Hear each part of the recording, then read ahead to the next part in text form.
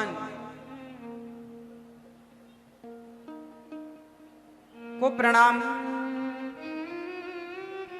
88,000 संत बैठे हैं, उनके बीच में सूत जी आए, सबने खड़े होकर स्वागत किया। सूत जी ने खूब, सौनक जी ने खूब प्रशंसा की सूत जी की और कहा, महाराज हमें कथा ऐसी सुनाओ कि हम संसार से सुलझ जाएं जो उलझे हुए हैं। कथा ना आपको सुलझाती है, आप संसार में उलझे हैं, और कथा आपको क्या करने का काम करती है? सुलझाने का। और आप अभी क्या हैं? उलझे हुए। तो सुलझना कौन कौन चाहता है?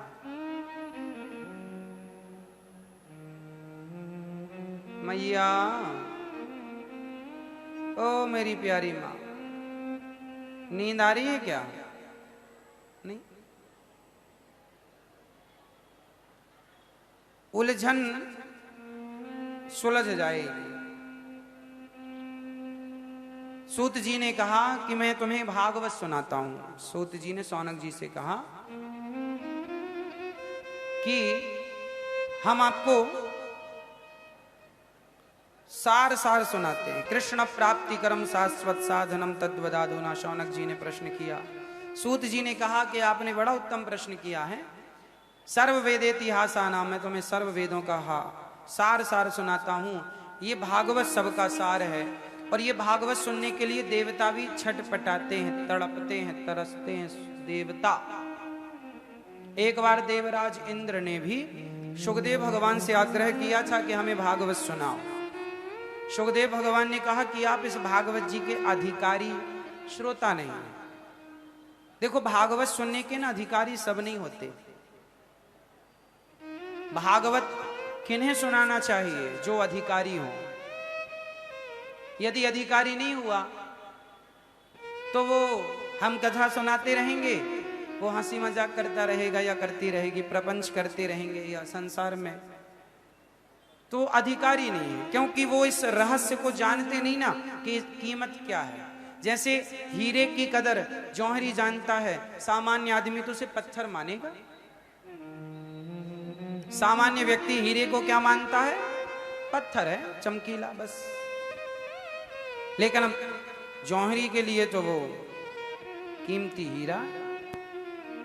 उसी तरह भागवत वो हीरा है जिसकी कदर कोई अच्छा भक्त, जौहरी रूपी भक्त ही जान सकता हो। सबके बस की बात नहीं है कि वो भागवत जी के रहस्य को। अच्छा, कहानियां तो आप सब जानते हैं। किससे कहानियां? आप सब जानते हैं, पर हम कहानियां नहीं सुनाते आपको, कम सुनाते हैं। सार सुनाते हैं, सार, रहस्य। वो रहस्य जानने की जरूरत है। कहानियां तो सबको याद है, सारी कथा आपको रटी है। कोई कथा ऐसी नहीं है जो आप नहीं जानते। पर उस कथा का अर्थ क्या है? उससे आपने सीख क्या प्राप्त की? उसके पीछे का उद्देश्य क्या था? उस लीला के पीछे का वो रहस्य। एक बार इंद्र अमृत का कलश लेकर शुकताल आए। शुकताल वही जगह है जहां राजा परीक्षित कथा सुन रहे थे और सुखदेव भगवान कथा सुना रहे थे। शुकताल, शुकताल जानते हैं?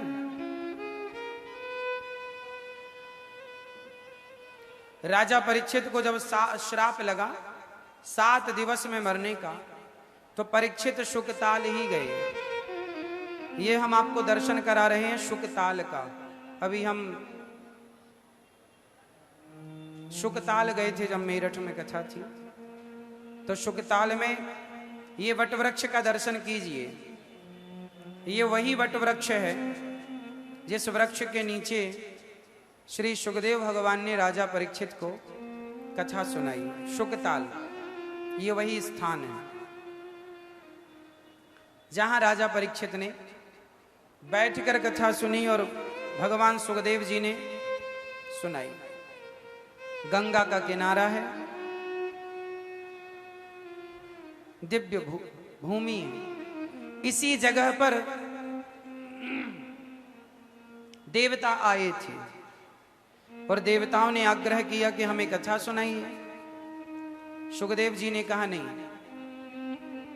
आप इस कथा के अधिकारी नहीं हैं। यदि कथा सुनना है तो आप प्रेमी बनो, पर आप प्रेमी नहीं हैं। प्रेमी बनना पड़ेगा। आप सौदागर बन के आए, कहते हैं कि स्वर्ग का अमृत राजा परीक्षित को पिला दो और कथा अमृत आप हमें पिलाओ, ये भी कोई बात होती है? स्वर्ग का अमृत सर्वश्रेष्ठ है। इंद्र कहते हैं इसे परीक्षित को पिलाओ, और ये जो कथा रूपी अमृत है ये आप हमें पिलाओ, तब कथा अमृतम तब तो जीवनम। कथा को अमृत कहते हैं, कथा से बड़ा कोई अमृत नहीं। सुखदेव भगवान ने राजा परीक्षित को कहा नहीं, तुम्हें नहीं सुनाएंगे, अधिकारी नहीं हो। 7 दिन की कथा सुनकर जब परीक्षित की सदगति हुई, इंद्र ने स्वर्ग में तराजू बांधी और तौल करके जब देखा तो भागवत जी का पलड़ा भारी था।